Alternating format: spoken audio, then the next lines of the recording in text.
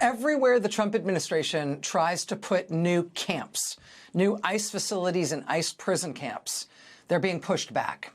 Now, this is something we've been trying to cover here on this show in recent weeks. I do feel like we're sort of starting to get our arms around it, but I just want to say to our friends in the national media, we could use some help on this story. I think this is an important story, and it'd be great to have more national media attention to it.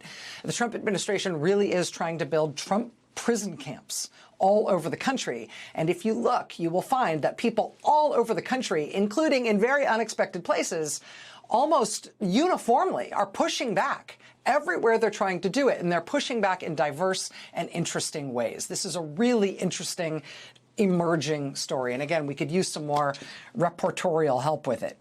But let me tell you what we know. Last week, for example, it was Durant, Oklahoma. Local people there packed a meeting to say they don't want ICE turning a local warehouse into a giant prison.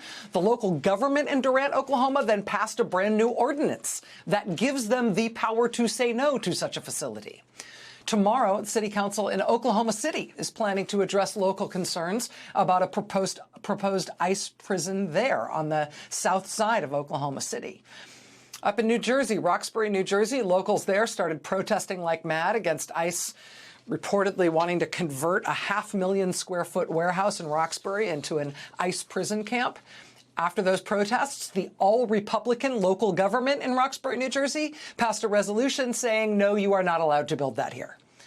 Down in Texas, Hutchins, Texas, again, a local protest against a proposed ICE prison, followed by the mayor in that city saying they are not going to allow anything like that to be built in Hutchins, Texas.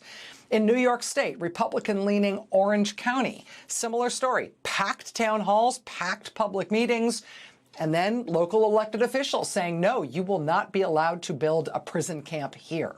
Kansas City, Missouri, after ICE said they wanted to build a prison in KC, the city council passed a 5-year ban on building any non-municipal detention facility, any non-city detention facility. Social Circle, Georgia, local Republican officials saying they will not let ICE turn a vacant warehouse there into a huge prison camp as well.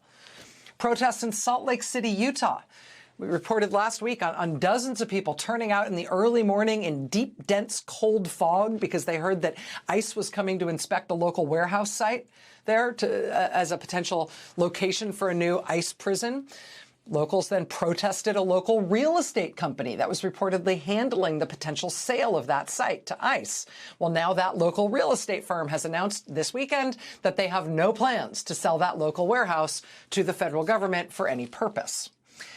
And the list of communities pushing back keeps growing. Protesting in Hagerstown, Maryland this past week, Senator Chris Van Hollen and their Congresswoman April McClain Delaney in attendance. In Hudson, Colorado, which is about 35 miles east of Boulder, protesting against a planned ICE prison there. In Merrimack, New Hampshire, which is a scrappy, no-nonsense New England town where I've got family ties, hundreds of people packed a Merrimack, New Hampshire town meeting denouncing a proposed immigration prison there, and now the Merrimack Town Council has written to state and federal officials opposing that planned facility. And in the state legislature, Democrats in the New Hampshire state legislature are pushing legislation that would prevent any state or local funds being used for immigration prisons anywhere in the whole state.